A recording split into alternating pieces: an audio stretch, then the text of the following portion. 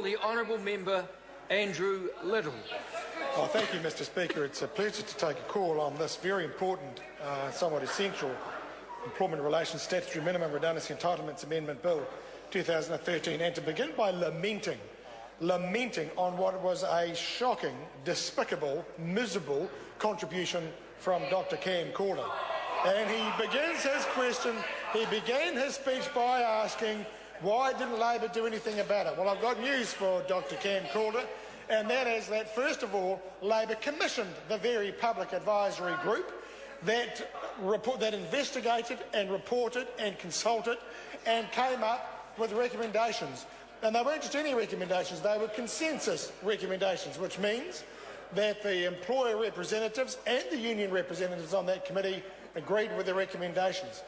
And I want to say, I know a bit about this, and this may come as a shock to Dr Calder, and indeed to some members opposite. I know a bit about that Public Advisory Committee because I was on it. And I know the hard work that went into it. I know the discussions. I know the people, all decent people, and we came up with a consensus set of recommendations. And so the second answer to the question that Dr Calder asks, which is what did Labor do about it? Darian Fenton, one of the many hard-working Labor MPs in this Labor caucus, and indeed in the previous one, put together a members' bill that actually looks very similar on its face to this one, to introduce minimum redundancy entitlements. Dr Cam Calder's speech, and indeed all the National Party speeches, illustrate their attitude towards working people and working life. They hate workers. They don't like workers having good quality rights. They don't like it. They see work and workers as a cost to a business, as something to minimise, to reduce, to deduct from, to discriminate against. They see workers as a pest to a business. They do not meet the 21st century sort of standard that good employers actually have towards workers. They come from a 19th century view about workers, that they are pests to get out of the way as much as they can, take away their rights, treat them like dirt, and give them no rights at all.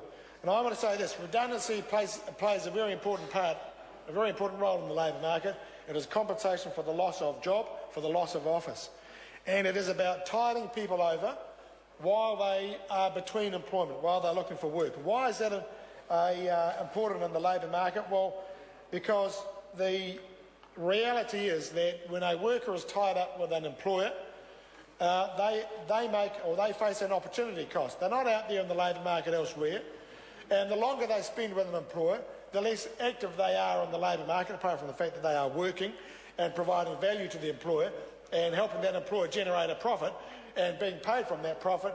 But when they are pushed out of that employment at the employer's initiative, for no other reason that the employer decides they no longer want them and can run the business without them, then it is entirely appropriate that the labour market provides for some compensation for that worker.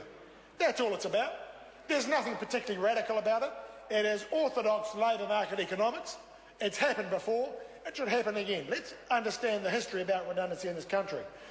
Redundancy compensation was fought for by workers, unionised workers, back in the 1970s. It started with the Mangere Bridge, a project that the National Party spent years, if not decades, lamenting. But actually it's had a very important effect. It introduced the first redundancy rights. It led to a law change that allowed specific awards for redundancy compensation. And of course the biggest beneficiaries of that ever since weren't workers. Actually it was middle management and upper management, who have gone along to their boards of directors and senior managers and said, oh, you can't do without me. If you want to get rid of me on a no-nonsense basis, you write me out a big fat cheque and you pay me bucket loads of money, which is what's been happening ever since. That's the background to it.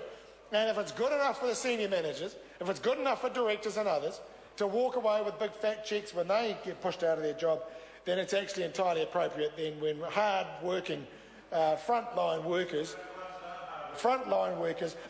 here's the National Party again, that's it, the prejudice had to come out, he cannot resist.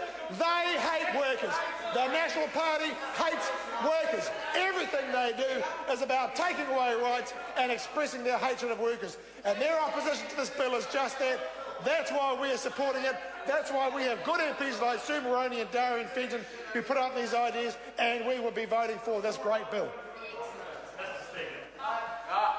I call the honourable member. Order.